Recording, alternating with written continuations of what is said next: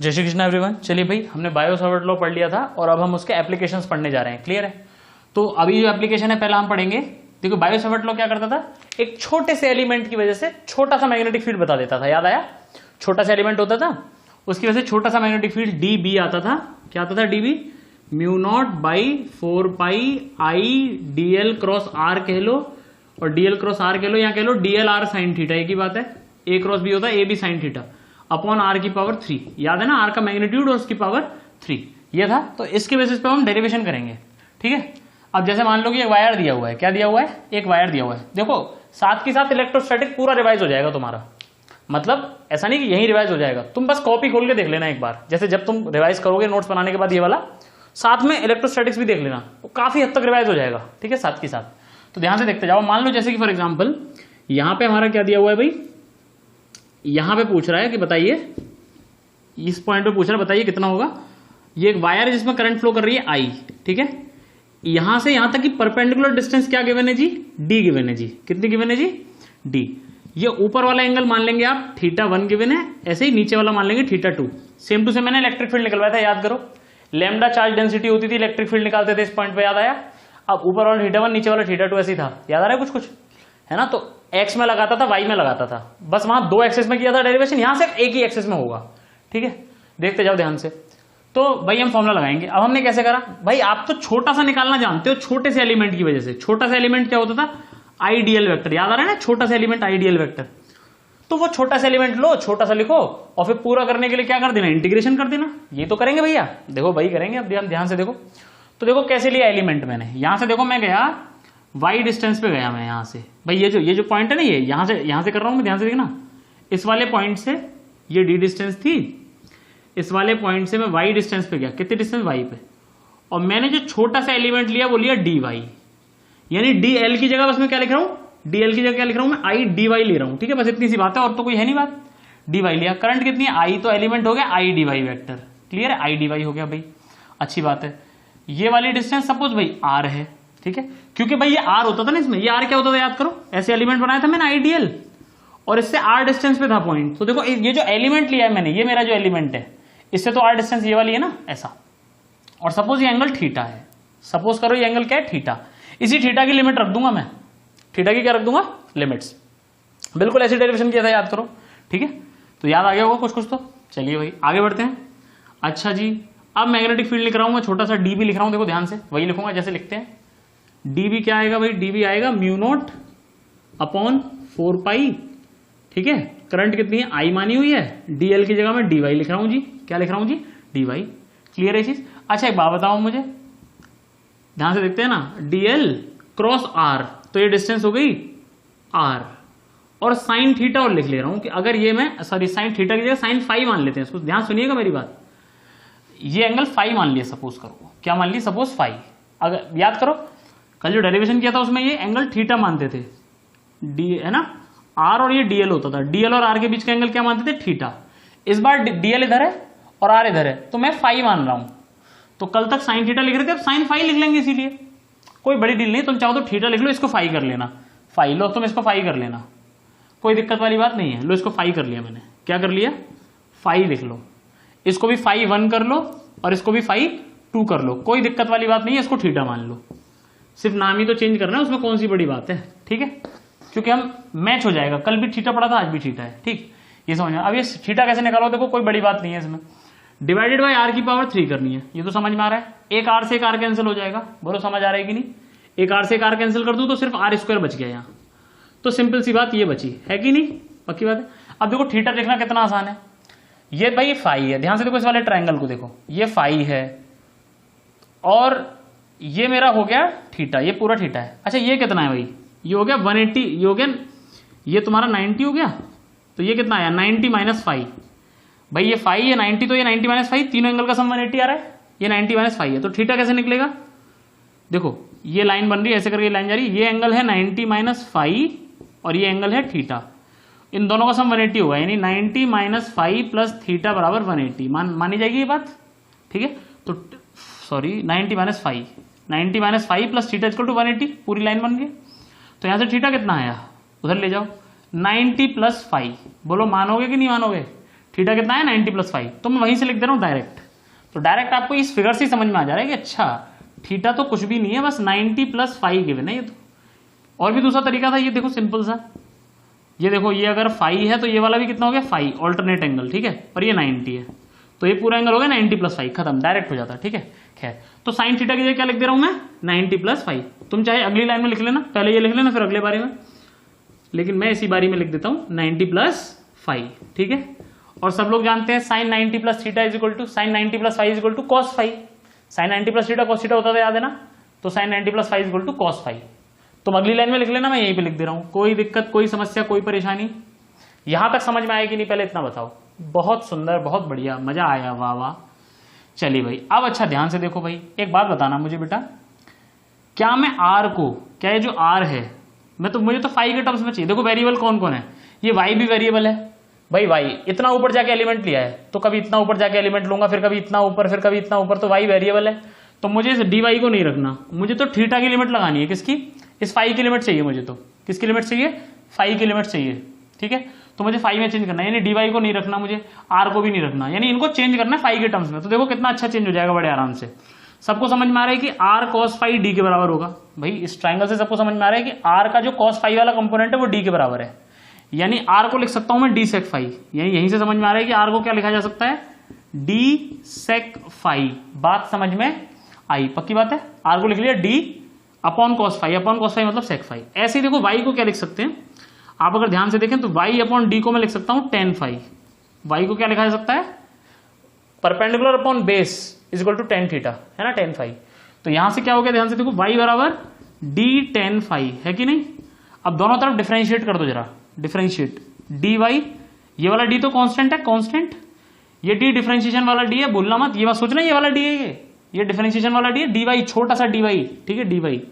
तो dy differentiation कर रहा हूं, ये d तो कांस्टेंट है, ये d कौन सा d है, ये वाला d, ये d डिफरेंशिएशन वाला d है, और ये d लेंथ वाला d है, ये लेंथ वाला d है, tan 5। अब ये तो कांस्टेंट है, कांस्टेंट का तो डिफरेंशिएशन होता नहीं है, इसको मैंने क्या कर रहा हूं, डिफरेंशिएट कर रहा हूं, मैंने लिखा दिया यहां डिफरेंशिएटिंग, इस वाले इक्वेशन को क्या कर रहा हूं, डिफरेंशिएट। तो dy d tan 5 का sec स्क्वायर 5 और ये d5, कोई दिक्कत, चाहे ऐसे समझ लो d5/d5, dy/d5, differentiate with respect to 5, differentiate with respect to 5 करूंगा तो ऐसे आएगा tan 5 का sec स्क्वायर 5। लेकिन मैं 5 के रेस्पेक्ट में नहीं करना चाह रहा, मतलब मैं क्या कह रहा हूं, इस d5 को डिवाइड से उधर भेज दो तो मल्टीप्लाई में चेंज हो जाएगा, और इसे हम कहते हैं बस सिर्फ डिफरेंशिएट किया है, किसी के रेस्पेक्ट में नहीं किया। क्लियर है चीज, सिर्फ हमने क्या किया, इसको डिफरेंशिएट किया है, ठीक है। तो अब ये सब वैल्यूज वहां पुट कर दो जरा, ठीक है, पुटिंग वैल्यूज लिख दीजिएगा, ये क्वेश्चन नंबर 1 हो गया, ये क्वेश्चन नंबर 2 हो गया, ये क्वेश्चन नंबर 3 हो गया। Putting values from equation 2 and 3 into 1, 2 और 3 से इक्वेशन 1 में वैल्यू डाल रहा हूं। तो ध्यान से देखो डीवी कितना आया, μ0/4 आई की वैल्यू आई, डी सेक स्क्वायर 5 लिख लिया मैंने इसको, और d5 भी है साथ में, एक cos 5 और d5 भी है, cos 5 ये वाला और d5 ये वाला, d5 अपॉन में क्या चल रहा है भाई, r की वैल्यू है d sec 5, तो d sec 5 है r की वैल्यू, और r का स्क्वायर कर रहा है, यानी d का स्क्वायर और sec स्क्वायर 5। तो देखो sec स्क्वायर 5 से sec स्क्वायर 5 कैंसिल, एक d से एक d कैंसिल, बोलो समझ आ रहा है कि नहीं। तो इतना नोट कर लो, फिर इसे मिटा रहा हूं मैं, जरा ध्यान से देखो, इसे मिटा रहा हूं मैं, ठीक। चलिए भाई आगे देखते हैं। तो ये तुम्हारा जो आंसर आ रहा है यहां तक वो आ रहा है μ0/4 I/d, और बच रहा है cos 5 और ये d5, और इसका ये dv आ रहा है, पूरा b निकालना है तो क्या कर दो, इसका इंटीग्रेशन कर देना है इसी dv का विद प्रॉपर लिमिट्स। तो μ0 I/4 तो कांस्टेंट है, इसका तो इंटीग्रेशन होगा नहीं, इंटीग्रेशन किसका बचा, सिर्फ cos 5 d5। अब लिमिट सुनना ध्यान से, तुमने 5 किधर माना है, ऊपर, ऊपर, तो लिमिट्स नीचे से शुरू हो रही है, यानी 5 से नीचे, 5 से ऊपर 5 तक तुमने ऊपर माना है, तो नीचे वाला तुम्हारे लिए नेगेटिव हो गया। कैसा हो गया, नीचे वाला नेगेटिव, तुमने क्योंकि ऊपर लिया ना एलिमेंट, तो नीचे वाला कैसा हो गया, नेगेटिव। तो लिमिट्स है -5 से लेके +5 ये सेम टू सेम इलेक्ट्रोस्टैटिक्स में बता चुका हूं सारी बात, इसलिए ज्यादा इस पर जोर नहीं दूंगा। तो -5 से लेके +5 बोलो बोलो बच्चे, समझ में आया, ठीक है। तो मैं इसको मिटा रहा हूं, जरा ध्यान से देखें, यहां पे लिखूंगा। तो बेटा ये आ रहा है तुम्हारा जो मैग्नेटिक फील्ड है पॉइंट पे, वो आ रहा है μ0 I/4 πd, और जो यहां आ रहा है cos का डिफरेंशिएशन आपको पता है, cos का इंटीग्रेशन साइन होता है बेटा, साइन 5, लिमिट्स है कहां से कहां तक, ठीक, कहां से कहां तक है, -5 से +5। तो पहले लगते हैं अपर लिमिट, ठीक है, अपर लिमिट हो गई साइन 5 माइनस लोअर लिमिट, अब लग रहा हूं मैं लोअर लिमिट। तो लोअर लिमिट हो जाएगी sine minus phi two, sine minus phi two में से माइनस बाहर आ जाता है तो माइनस माइनस क्या हो जाएगा प्लस, खत्म, आंसर आ गया, दैट्स इट। क्लियर है? तो आपको आंसर रटना है, ये बिल्कुल बिल्कुल लर्न बाय हार्ट करना होना चाहिए, ये बिल्कुल एकदम विद फिगर याद होना चाहिए। फिगर क्या है ध्यान से देखें, डी है परपेंडिकुलर डिस्टेंस जिसपे निकालना है, आई करंट जा रही है, ऊपर वाला एंगल है थीटा 1। अब बस फाई की जगह थीटा लिख रहा हूं, कोई दिक्कत? तुम्हें फाई लिखना है फाई लिख लो, कोई समस्या नहीं है, तुम चलो फाई लिख लो, फाई 1 नीचे वाला एंगल फाई 2। ऐसा जब फिगर है तो आंसर ये आ रहा है with figure, side of figure द्वारा बना लेना, इस फिगर का आंसर ये है। बोलो समझ में आएगी नहीं? क्लियर है ये चीज? पक्की बात है? ठीक है, ये सेम टू सेम किसी के जैसा याद करो इलेक्ट्रोस्टैटिक्स में। क्लियर है? तो फॉर्मूला याद हो गया भाई मेरे को, तो चलें आगे। अब बढ़िया भाई, एक दो जरा पहले सिंपल सिंपल से क्वेश्चन करेंगे, बिल्कुल सिंपल क्वेश्चन इस पे। पहला क्वेश्चन बिल्कुल सिंपल, तुम करोगे मैं नहीं बताऊंगा। पहला क्वेश्चन ये कि यहां से ए √2 डिस्टेंस पे एक √2 डिस्टेंस पे क्या है, एक पॉइंट है P, ऊपर वाला ये दे रखा है 45 डिग्रीज, नीचे वाला एंगल दे रखा है 37 डिग्रीज। P पे मैग्नेटिक फील्ड बताना है अगर इसमें 2 एम्पीयर की करंट फ्लो हो रही है। बिल्कुल नहीं बताऊंगा मैं, मुझसे कोई उम्मीद मत करना, बहुत आसान है। जो फॉर्मूला आया है उसमें I की जगह 2 एम्पीयर, D की जगह कौन है √2, डिस्टेंस होती थी ना D के, स्मॉल d की जगह √2, फाई 1 की जगह 45, मैं बस वैल्यूज लिख रहा हूं। करंट की जगह 2 डाल देना, D की जगह √2 डाल देना, फाई 1 की जगह 45 डाल देना, फाई 2 की जगह 37 डाल देना। बोलो पक्का समझ में आएगी नहीं? अगला क्वेश्चन सुनना और बड़े ध्यान से सुनना। क्लियर है? और जो ना कर पाए वो अपने आप एक स्लैब कर लेना अपने। चलो आगे बढ़ते हैं। अब क्वेश्चन ये है, बहुत ध्यान से देखें। हो गया ये? चलिए आगे देखिए, ये तो हो जाएगा। नेक्स्ट क्वेश्चन जो है वो ये है कि ऐसे है,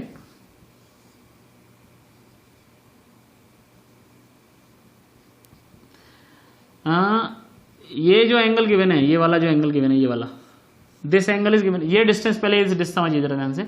ये जो डिस्टेंस गिवन है this is given as 2 metres, ये 2 मीटर गिवन है, ठीक है। और ये वाला जो एंगल गिवन है ये गिवन है 60 डिग्रीज। कितने डिग्रीज गिवन है? 60 डिग्रीज। क्लियर है ये चीज? पक्की बात? चलिए भाई, और ये जो एंगल गिवन है ये गिवन है 15 डिग्रीज। कितने डिग्रीज? 15 डिग्रीज। क्लियर है? तो आपको इसमें फाइंड करना है कि आखिर कितना होगा। ये सारी बातें इलेक्ट्रोस्टैटिक्स में बता चुका हूं, इसलिए बहुत गुस्सा आ रहा है मुझे अगर नहीं कर पा रहे हो तुम लोग। ठीक है, बिल्कुल ऐसे क्वेश्चन कराए थे। इसमें करंट फ्लो हो रही है 2 एम्पियर, बताइए साहब क्या क्या कितना कितना। मुझे बताइए करंट की जगह क्या लोगे, डी की जगह क्या लोगे, फाई 1 कितना लोगे और फाई 2 कितना लोगे, इतना ही बताना है तुम लोगों को बस। करंट कितनी है? 2 एम्पियर, सबको समझ में आ गया हो। डी क्या होता था? डी होता था परपेंडिकुलर डिस्टेंस। तो इस वायर से परपेंडिकुलर डिस्टेंस निकालनी है इस पॉइंट की पी की, याद है ना? फिगर ऐसा बनवाया था, डी डिस्टेंस होती थी ये वाली पॉइंट की, याद है ना? 90 डिग्री पे लेते थे, तो 90 डिग्री बनी नहीं रहा इसमें, तो बढ़ाना पड़ेगा इसको नीचे। देखो ये है डी, ये है मेरा डी, ठीक है। तो देखो अब ये ट्रायंगल देखो, ये 2 है और ये 60 डिग्री है, तो 2 का ये वाला कंपोनेंट कितना होता है? 2 cos 60, 2 cos 60 हो गया 1, तो 1 मीटर आ गया डी। बोलो समझ पाए कि नहीं? फाई 1 क्या होता था? फाई 1 होता था अपर एंड का एंगल, जो पॉइंट है मेरा उससे अपर एंड का एंगल फाई था। तो पॉइंट से अपर एंड का एंगल कितना है? बहुत ध्यान सुनना, पॉइंट से अपर एंड का एंगल ये लाइन है, और अपर एंड ऊपर वाला ये अपर एंड है। अपर एंड का एंगल है 60 और 15 ये 75। ये पॉइंट वाली लाइन जो जा रही है ऐसे, इससे कितना एंगल बना रहा है अपर एंड? 75 डिग्रीज। तो बेटा 75 डिग्रीज डालोगे। अब तुम ये मत पूछना मुझसे सर साइन 75 कितना होगा, वरना बहुत बुरी तरह झापड़ मारूंगा एक, वहीं फोन वीडियो में बाहर आके मारूंगा। अरे कर लोगे कि नहीं कर पाओगे इसको? मैथमेटिकल टूल सब कुछ भूल चुके हो तुम लोग, है ना? अरे साइन 90 + 15 लिख सकते हो इसको, तो cos 15 आ जाएगा। cos 15 की वैल्यू कहां से निकालोगे? याद करो, cos 2 थीटा बराबर 2 cos स्क्वायर थीटा -1, थीटा को डाल देता ना 15 डिग्री, तो ये बन जाएगा 30 और यहाँ आ जाएगा 15। नहीं समझे अभी भी? तो यहाँ से cos 15 की वैल्यू फाइंड कर सकते हो। साइन 75 मतलब cos 15, ये आ जाएगी यहाँ से वैल्यू। क्लियर है? खैर आगे बढ़ते हैं। चलो फाई 2 कितना हो जाएगा? यानी फाई 2 क्या होता था? लोअर एंड का एंगल। ध्यान से देखना, फाई 1 ये फाई 2 होता था लोअर एंड का एंगल। ये सारी बातें इलेक्ट्रोस्टैटिक में समझा चुका हूं, इसलिए दोबारा बहुत ज्यादा डिटेल में नहीं जा रहा हूं, ठीक है? देख लो ध्यान से, गुस्सा आ जाएगी वरना मेरे को। ये क्या हो गया? फाई 2 नीचे वाले का होता था, तो नीचे वाले का एंगल कितना है? 60 डिग्री। देखो नीचे वाला कितने एंगल पे है? 60 डिग्री पे, लेकिन -60 लेना है। क्यों? क्योंकि तुम्हारा जो फॉर्मूला आता था उसमें ये नीचे होता था, इस बार ये कहां चला गया? ऊपर। तो साइन चेंज कर दो। उस फॉर्मूले को तुमने इसके लिए पढ़ा था ना, इस फिगर के लिए तुमने वो फॉर्मूला पढ़ा है, तो फाई 2 इसमें है तो वैसे ही लग जाएगा फॉर्मूला, ठीक है? लेकिन φ2 अगर ऊपर चला गया तो माइनस करना पड़ेगा कि नहीं, क्योंकि फिर फिगर बदल गया ना। समझ रहे हो कि नहीं? अरे पक्का समझ में आया? ये कर लोगे? पक्की बात है। चलो भाई अगला क्वेश्चन तो तुम्हें करना है। चलें, देखो ध्यान से, चलो ध्यान से बताना मेरे को। अच्छा एक बात बताओ, ये कि फॉर सपोज ये है, देखो सवाल, यहां ये डिस्टेंस दी हुई है √2, कितनी दी हुई है? √2, और ये जो एंगल है ये वाला एंगल दिया 45 डिग्री, ये वाला, सिर्फ ये वाला, समझ रहे हो? ये सीधी सीधी लाइन है, ये 45 डिग्री एंगल दिया है, और ये तुम्हारा 15 डिग्री एंगल दिया है। कितना दिया है? 15 डिग्री एंगल। बताओ जल्दी से, करंट जा रही है, ये ऐसे आ रही है ऊपर की तरफ, बहुत ध्यान सुनना, 2 एम्पीयर की करंट आ रही है। बताओ जल्दी से करंट कितनी होगी? डी कितना लोगे? φ1 कितना लोगे? φ2 कितना लोगे? बहुत ध्यान से इत्मीनान से जवाब देना है, वरना बहुत मार पड़ी गलत दिया तो। बोलो जल्दी से, करंट कितनी है? 2 एम्पीयर, तो सबको समझ में आ गया होगा। चलो बहुत अच्छी बात है। डी कितना है डिस्टेंस? तो ये तुम इस वाले ट्रायंगल से फाइंड करोगे। देखो √2 ये गिवन है, ये 45 है, तो ये √2 है, तो ये 45 दिख रहा है ना एंगल, ये 45 डिग्री, तो √2 cos 45, ये कितना आएगा? √2 cos 45। अरे ये तो सिंपल कंपोनेंट किया, आंसर आ गया 1 मीटर। तो डी की वैल्यू 1। φ1 क्या होता था? फिगर याद करो, φ1 होता था, ये डी होता था, φ1 होता था अपर एंड का एंगल, अपर एंड का। तो अपर एंड कौन है? ये वाला भाई, वायर यहां से यहां तक है, तो अपर एंड ये वाला हुआ ना। अपर एंड का एंगल है 45, कितना है? 45। बोलो समझे कि नहीं? अपर एंड इस वाले एंड का एंगल कितना है? 45। लेकिन तुम्हारे फिगर में ऊपर होता था, इस फिगर में नीचे, तो माइनस कर देना। क्या कर देना? माइनस। और φ2 क्या होता था? लोअर एंड का एंगल। लोअर एंड का एंगल कितना है इसमें? देखो लोअर एंड मतलब यहाँ, तो कितना एंगल होना है इस लाइन से? 45 ये और 15 ये, 60 डिग्री, और प्लस में ही आएगा ये, तो क्योंकि नीचे ही है। तुम्हारे फिगर में भी नीचे था φ2, इसमें भी नीचे ही आ रहा है φ2। कोई दिक्कत? फॉर्मूले में बस वैल्यू रख दो, आंसर आ जाएगा। ठीक है, अब तुमने इन 2 फॉर्मूले में जो तुमने डेरिवेशन किया है, और ये जो 2-3 क्वेश्चन किए हैं, इन सब में तुमने क्वेश्चन कर लिया। सब में करंट ऊपर जा रही थी, तो मैग्नीट्यूड आया सिर्फ मैग्नेटिक फील्ड का भी तुम्हारा। जब ये सब वैल्यू पुट करोगे तो क्या आएगा? Magnetic field. जितने भी 2-3 क्वेश्चन किए सब में क्या आई? वैल्यू। डायरेक्शन तो बता दो, डायरेक्शन किधर होगी? तो देखो सब क्वेश्चन में डायरेक्शन आएगी क्रॉस, सभी क्वेश्चन में डायरेक्शन क्या आएगी? क्रॉस। क्यों आएगी समझ लो भाई। वायर में अगर इधर करंट जा रही तो इधर वाले पॉइंट, ध्यान से देखो, बताया था क्या? DL cross R। डायरेक्शन किससे पता करते थे? DL cross R। कल वाली चीज याद है ना? μ0/4π DL क्रॉस R/r की पावर 3। अरे याद आया कि नहीं? तो DL क्रॉस R, तो DL किधर है? इधर की तरफ, ऊपर की तरफ। DL भाई छोटा सा एलिमेंट किधर जा रहा है? ऊपर। जितने भी क्वेश्चन है सब में करंट किधर जा रही थी? ऊपर। तो DL किधर है? ऊपर। तो DL की तरफ हाथ रखो, R की तरफ घुमा दो। DL क्रॉस R, DL इधर है, पोजीशन उधर है, सारे पॉइंट्स उधर थे। देखो हर बार पॉइंट इधर ही लिया था मैंने, है कि नहीं? जितने भी क्वेश्चन है सब में करंट ऊपर जा रही है और पॉइंट इधर ही लिया है, पॉइंट इधर ही लिया है। तो ऊपर करंट और पॉइंट इधर जा रही है। तो DL क्रॉस R अंदर की तरफ आया कि नहीं आया? किधर आया? अंदर की तरफ आया कि नहीं आया? बोलो पक्का समझ में आया कि नहीं? तो DL क्रॉस R से सभी जितने भी क्वेश्चन करें सब में लिख देना क्रॉस, मतलब अंदर की तरफ आ रहा है आंसर, DL क्रॉस R। ठीक है, तो इस तरह से पता कर सकते हो। अब मैं तुम्हें एक और शॉर्ट ट्रिक बता रहा हूं डायरेक्शन पता करने की। क्या बता रहा हूं? एक और शॉर्ट ट्रिक बता रहा हूं, क्या पता करने की? डायरेक्शन। ध्यान से सुनना। अब जिधर भी करंट जा रही है उधर की तरफ अपने थंब को रख लो। जिधर भी करंट जा रही है उधर क्या रख लो? अपना थंब। अब ये जो रूल है यही फॉलो करेंगे। अब DL क्रॉस R से एक बार करके दिखा दिया, कल भी समझाते थे DL क्रॉस R, अब उसे भूल जाओ। अब हम ये फॉलो करेंगे अपना जो बता रहा हूं मैं। पॉइंट यहां पर था, जितने भी क्वेश्चन है उसमें पॉइंट इधर लिया है और करंट ऐसे फ्लो कर रही है ऊपर। ठीक है, क्या करना है ध्यान से सुनना। थंब को किधर की तरफ रखो? करंट की तरफ। और अपनी जो पाम है, अपनी जो फिंगर्स हैं, फिंगर्स को उधर की तरफ करो जिधर वो पॉइंट है जिस पे निकालना है। तो करंट की तरफ किसको रखना है? थंब को। पॉइंट को फिंगर्स को उसकी तरफ पॉइंट कर दो जिस पॉइंट पे निकालना है। ठीक है, और फिर ऐसे ऐसे कर दो, थप्पड़ मारो, मतलब ऐसे हल्का सा घुमाना है, बस हल्का सा करना है, बस ऐसे। तो देखो जो इसकी डायरेक्शन है बस वही डायरेक्शन है मैग्नेटिक फील्ड की। तो किधर जा रहे हैं? अंदर। ऐसे हो रहा ना, अंदर की तरफ। ठीक है, तो क्रॉस। क्लियर है? फॉर एग्जाम्पल सपोज यहां पूछता मैं, इस पॉइंट P पे पूछता, तो देखो इसको किधर रखना है? ऊपर की तरफ। और फिंगर्स को किधर पॉइंट करना होता है? जिधर पॉइंट है। तो इधर तो पॉइंट है नहीं, तो फिंगर्स को देखो, थंब को तो ऊपर ही रखना है। जिधर करंट है थंब को उधर ही रखना है, जिधर करंट है थंब को उधर ही रखना है। और फिंगर्स को ऐसे पॉइंट करना है जैसे पॉइंट की तरफ आ जाए। तो आ गया। और ऐसे कर रहा हूं मैं, थप्पड़ सा मार रहा है, ऐसे हल्का सा थप्पड़ स्लैप करो, मतलब पाम जो है उसी को ऐसे ऐसे करना है बस। किधर की तरफ आ रहा है आंसर? आपकी तरफ, यानी डॉट। बाहर की तरफ आ रहा है ना, तो डॉट। बोलो समझ आ रहा है कि नहीं? क्लियर है? अब जैसे इसमें निकालनी हो डायरेक्शन, सपोज करंट जा रही है इधर की तरफ, ऐसे जा रही है करंट, और इस पॉइंट पे निकालना है सपोज P पॉइंट पे। कैसे करोगे? थंब को किसकी तरफ करो? पहले करंट की तरफ। पाम मतलब फिंगर्स को उधर पॉइंट करो जिधर पॉइंट है, फिंगर्स को उधर की तरफ करो जिधर पॉइंट आ रहा है। सही है? फिर ऐसे ऐसे करो बस, बाहर की तरफ डॉट आ रहा है आंसर। क्या आ रहा है? डॉट। इधर निकालना होता तो फिंगर्स को तो भाई थंब को तो इधर की तरफ जिधर ये है हमारा, थंब को किधर की तरफ जिधर हमारा करंट है, और पॉइंट की तरफ कर लो फिंगर को, कर लिया भाई। फिर ऐसे ऐसे करो, बस अंदर की तरफ जा रही है, किधर जा रही है अंदर, थप ऐसे स्लैप कर रहे हैं अंदर की तरफ क्रॉस। बोलो समझ आएगी नहीं? क्लियर है? तो इस तरीके से अब फाइंड करेंगे आप जब भी वायर की वजह से निकालना होगा। बोलो समझ में आ गया? अच्छा भाई देखो स्पेशल केस इसमें क्या है भाई, स्पेशल केस क्या है, बहुत ही सिंपल सा स्पेशल केस है, बहुत ही सिंपल सा special case, infinite wire. Special case क्या है, पहला स्पेशल केस है इनफाइनाइट वायर। कैसा वायर है भाई? Infinite wire. इनफाइनाइट अगर वायर है, सपोज डी डिस्टेंस पे है, तो बताओ मुझे करंट है इसमें आई, तो करंट की वैल्यू कितनी है, आई की वैल्यू आई है, डिस्टेंस कितना है डी है, बताओ φ1 और φ2 कितना हो जाएगा, बस ये बता दो मुझे, जल्दी से बता दो। इनफाइनाइट मतलब कहीं खत्म ही नहीं हो। देखो अगर वायर यहां तक होता तो एंगल ये होता, यहां तक वायर होता तो एंगल ये होता, यहां तक होता तो ये होता, मतलब एंगल बढ़ता चला जा रहा है। इनफाइनाइट के लिए कितना हो जाएगा, सीधे 90 डिग्रीज। इलेक्ट्रोस्टैटिक्स में सेम टू सेम कर रखा है। ऐसे φ2 भी कितना हो जाएगा इनफाइनाइट के लिए, 90 डिग्रीज।